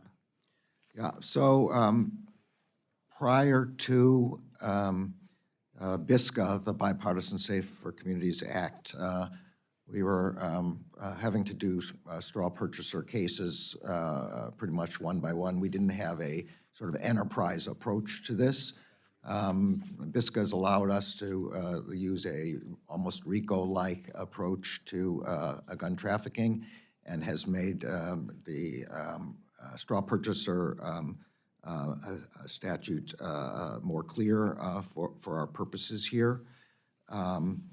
What we're talking about here are people who are purchasing guns knowing that they're going to be used by drug gangs or by violent crime gangs, and moving them to different parts of the country. We've established, ATF has established cross-jurisdictional task forces, one on the East Coast, one on the West Coast, one in the center of the country, and two more, and I can't remember exactly where they are. So we've asked for, in this particular request, for an additional $25.6 million for 72 ATF agents to address gun violence in the cities most affected, and to take advantage of what BISCA has provided with respect to gun trafficking. We've had two major prosecutions since BISCA was passed, which was just at the end of last year. I don't remember exactly what the numbers are, but there have been large numbers of guns and large numbers of defendants. And the consequence, we've been able to prevent that from getting to criminal gangs. I wonder if you could just comment on, or whether you know this, specifically local law enforcement agencies, and how often they seek ATF assistance in the fight against gun violence in their communities. Are you satisfied with the number of times you engage, or do you think there could be greater engagement between local law enforcement and ATF? Well, I mean, Nashville's a good example, the terribly horrific shooting that just happened. ATF's entire office went on the scene to assist Nashville PD. Fortunately, well, and unfortunately, but Nashville PD was right on it within 14 minutes and killed the shooter. So they did not need assistance with respect to the immediate response, but they're getting assistance now with respect to identification of motive, follow-up, and all that kind of thing. I have been to quite a number of U.S. attorneys' offices around the country, and in each case, I meet with the federal law enforcement heads and with the state and local heads. And really the purpose of that for me is to assure myself that the state and local law enforcement agencies are working well with our federal law enforcement. ATF is always part of the mix on these task forces. It has particular expertise in the tracing of crime guns and in the tracing of ballistics, and the ability to compare, a bullet fired in New York and a bullet fired in Washington, match them up, realize it's the same shooter. This has been very successful in the case of a serial shooter in Washington, where ATF was able to match to a shooter in Washington, where there happened to be a video camera, which then made it possible to find the shooter in New York. And it operates, in addition, these trafficking and violent crime task forces. So in my view, it's been quite successful, and state and local agencies seemed, everywhere I've been, eager for the kind of support ATF can provide. Terrific. Thank you, Mr. Chairman. Mr. Klein? Thank you, Mr. Chairman. You are talking a lot about the need for more resources to combat increases in illegal gun crimes, correct? Among many other things, yes. And let's go down the list. Drug trafficking, you talked about that one. Yes. Human trafficking, sex trafficking Yes. crimes are on the rise. Would you say that those who are prosecuted for those crimes are 100% legal residents of this country? I'm not in a position to answer that. I'd be surprised if all of them are legal residents, but I don't have statistics on how many are not. But Would you say that the volume of crossings at our southern border contributes to that rise in crime, just from a sheer numbers perspective? I don't have the statistics. Obviously, some people who cross the border commit crimes, and some people who, and the vast majority do not. Right. Many people in this country commit crimes, and the vast majority do not. I don't have the statistics you're asking for. But you also would agree that in addition to the migrants who are detained and then released into the country and then commit crimes, increase those numbers of crimes in this country, the number of gotaways who evade apprehension and then commit crimes also increases the number of crimes committed in this country, correct? I'm stuck in the syllogism here. I think that the answer is the more people who commit crimes, the more crimes we have in the country. Right. So would you agree then that, and support efforts to try and contain that crossing at our southern border to essentially secure our southern border so that fewer are crossing who are either gotaways or not in this country legally, would help contribute to a decrease in the number of crimes committed? Yeah, as I was explaining, I think that the Department of Homeland Security, which has the responsibility for the border, obviously, has a notice of proposed rulemaking with respect to funneling the people to the ports of entry and making the vetting required at those locations or back at an embassy or otherwise, or having to seek asylum first in the country through which they travel, all of which are aimed at the purpose that you're talking about. Have you taken positions on those proposals to, say, require that you request asylum from the country from which you're coming, in Mexico, if you're coming from a Central American country? Yeah, so our job, of course, is to look at the legality of the program. The policy is determined by DHS, and we have approved these programs as being legal. Okay. But you haven't taken any position on efforts to secure the border, which would actually help your department? We're obviously, let me put it this way, eager to do everything possible to secure the border. I don't think anybody would not feel that way. All right. I want to go briefly to a conversation we had with IG Horowitz at the most recent open annual worldwide threats hearing in the Senate. FBI Director Wray admitted that the FBI has in the past, according to the Wall Street Journal, bought precise geolocation data before backing away from the practice in the face of thorny legal issues.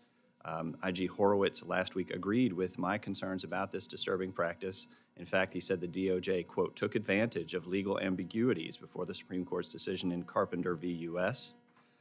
And he went on to say that post-Carpenter, of course, that shouldn't have happened. Do you agree with what DOJ Inspector General told the subcommittee last week, that government agencies' purchases of information about Americans' location should not have happened after Carpenter? Yeah, so Carpenter occurred during the last administration. My understanding from reading Director Wray's testimony is that, I don't remember what year this occurred in, but that they did take some geolocation data but no longer do so and haven't done so for a couple of years. Okay, so I don't know any more than what he testified to.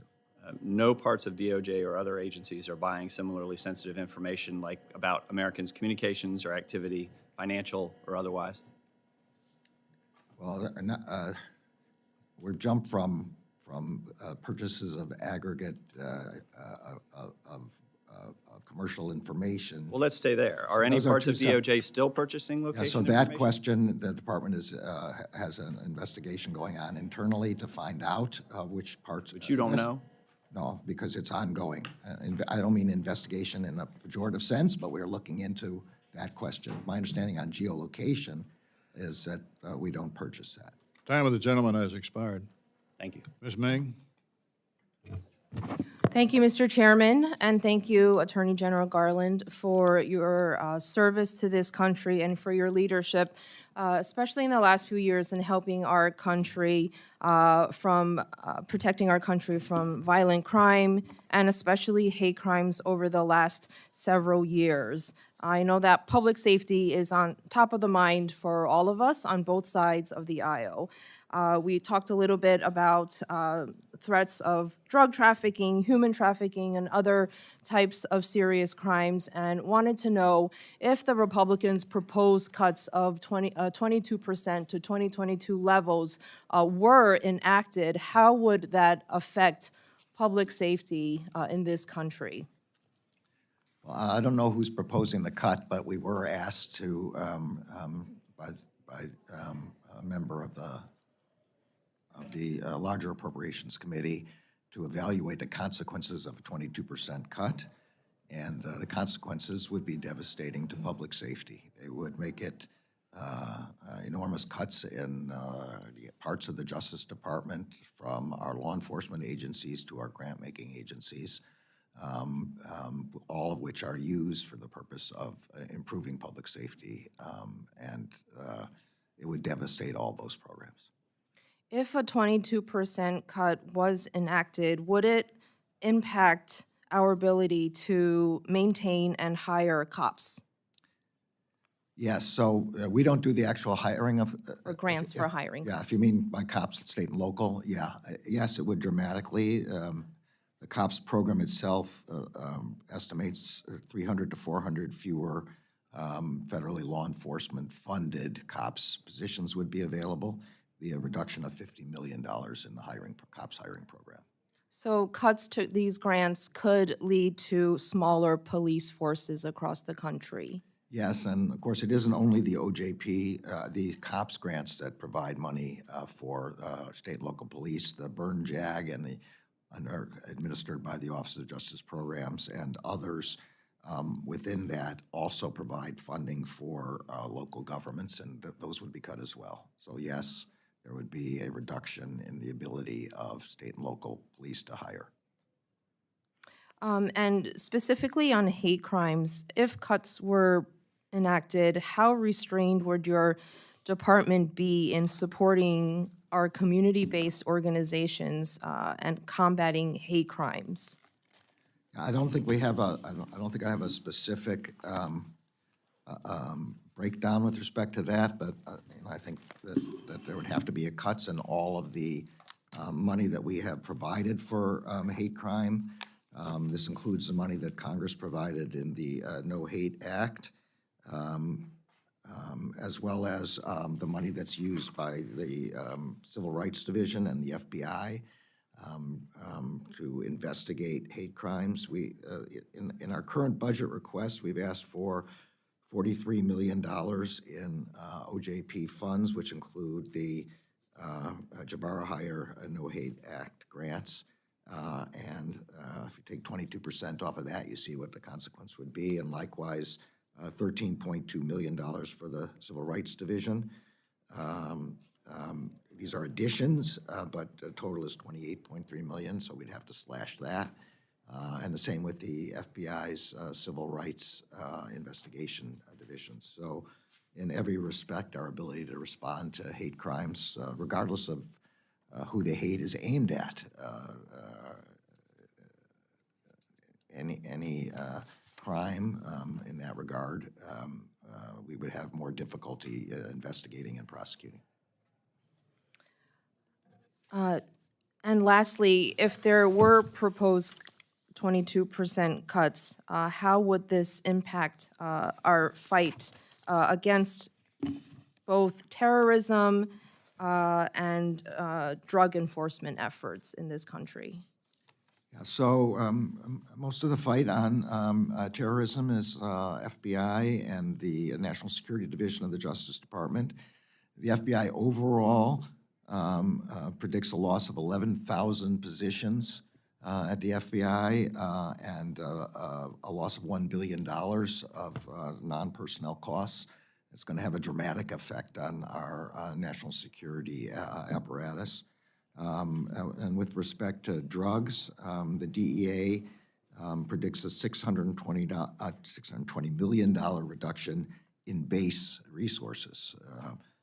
So all the money that we're asking for in increases would go away, and there would be that amount of a cut. And it would just make it would make our efforts to fight the cartels, to fight, to prevent fentanyl from coming into the community, to get it out of the community, it would devastate that. Thank you. I yield back. Mr. Elsey? Thank you, Mr. Chairman. Thank you, General. Good to see you again. Thank you. I'd like to address this 22% number that I continue to hear. I'm on several committees, 3 subcommittees in Appropriations and Small Business, and I keep hearing this 22% number, and I'd just like to address the fact that clearly is a talking point from the other side of the aisle. That's fine, but the reality is that we can't continue the spending spree that we're on. And when it comes to cops, I look at the request, and I'm taking a look at the real numbers.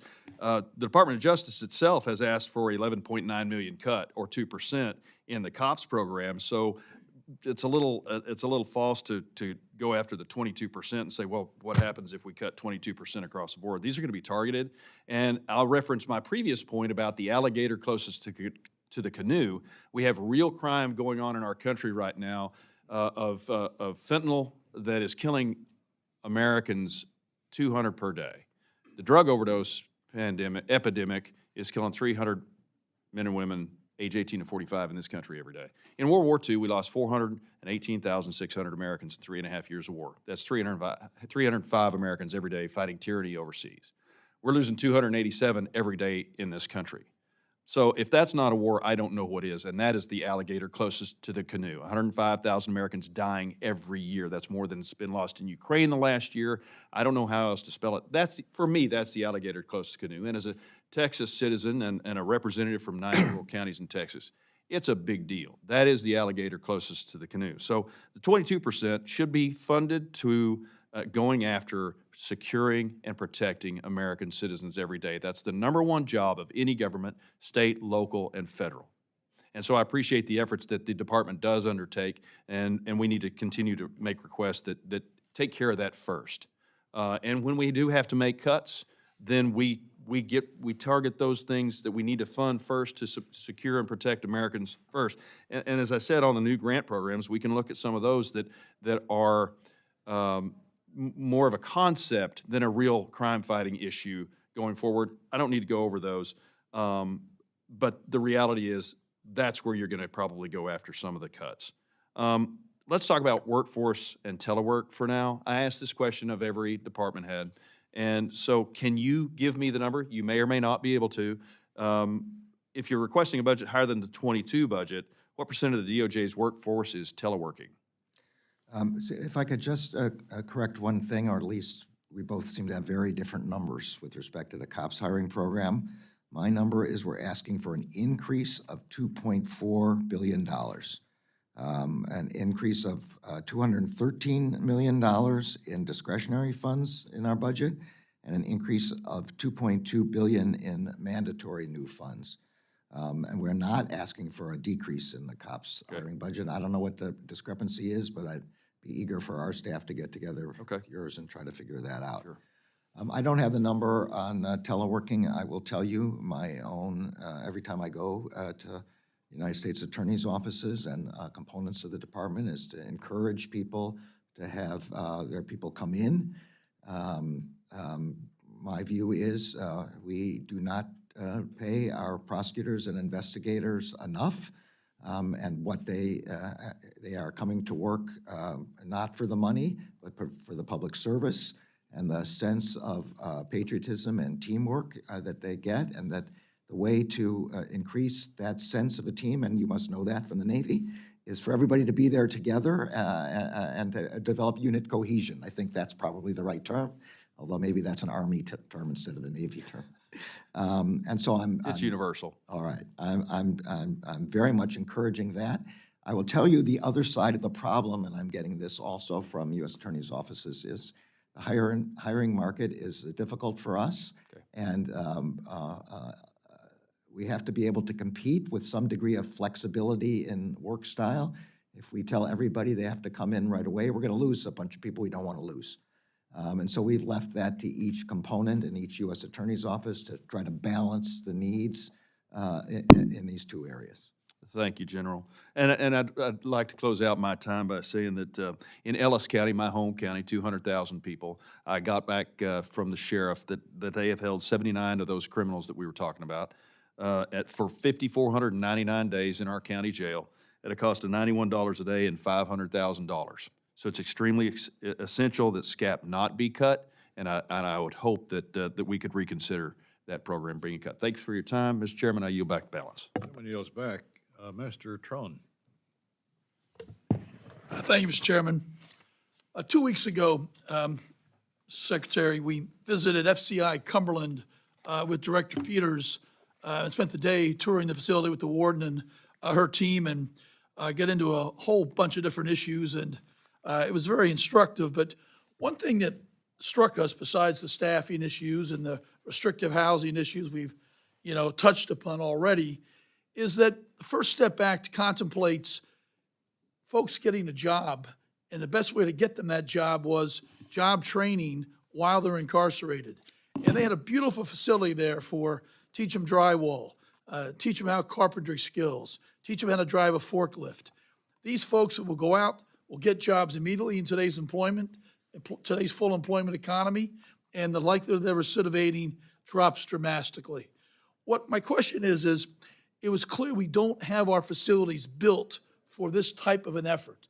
The wait list to get into those training for drywall, for forklift, is significant. So what are you doing in the budget, or how do we do more in the budgets in the future? Because the more we can spend on our folks not to recidivate, the safer America is going to be. And we're going to give people a real second chance. But they don't have the physical infrastructure there because the prisons were built for just containment, not about success when they leave prison. I'll have to talk to the director about the facilities question. Obviously, that's a whole nother area of the budget, construction, which we haven't been talking about. I do know that for First Step Act implementation, we've asked for $409.5 million, and included in that is considerable amount of vocational and workplace training. We obviously completely agree the best way to stop somebody from recidivating is if they have a real job. They have to go to work every day, and they have to have all the incentives to stay straight, and having a job are what's necessary for that. So I would encourage you to look at future budgets and talk to Director Peters and her team about that infrastructure piece, because they can't do their job without the right facilities, and they're outdated. The question was, since we are short on facilities, tablets are a great opportunity to expand access to educational and reentry programming. With the BOP short-staffed and extremely long wait lists for most of their classes, being able to address the educational programs through a tablet is a lifeline to people trying to turn their lives around. The BOP awarded $77 million contract to roll out tablets in October of 2021. But as of today, 0 educational tablets are available. So what resources does the BOP need? How can we help you and help the BOP succeed to give folks a real second chance to get this tablets program rolled out? So my understanding, this is not a resources problem. The BOP is engaged with a tablet, iPad vendor. I don't mean that it is an iPad, but I think of tablets as iPads. They're trying to work on various technology approvals that are required under federal law. Obviously, the tablets require Wi-Fi in order to download the information. Wi-Fi is a security risk in a prison, so I think this is just taking longer than the Bureau of Prisons had hoped, because they have to balance security concerns and the concerns about improving the availability of vocational training. And another reason not to have funding cuts, because by spending money, we're going to be able to save money at the end of the day by folks not recidivating, creating a safer America, and cutting back on the expenses of the $80 billion we spend on incarcerating people in this country. Instead, let's set them up for success. So we appreciate your efforts in this, and we thank Director Peters. I think she's a great choice and is going to do a fine job, and she's inherited a bit of a mess. I yield back. I'll tell her you said that. Absolutely.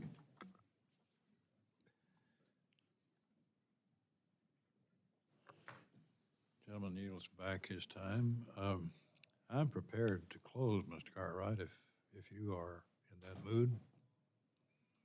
I'm in full agreement, Mr. Chairman. All right. Well, that concludes today's hearing. Mr. Attorney General, we thank you for your generous gift of time with us today. Thank you much.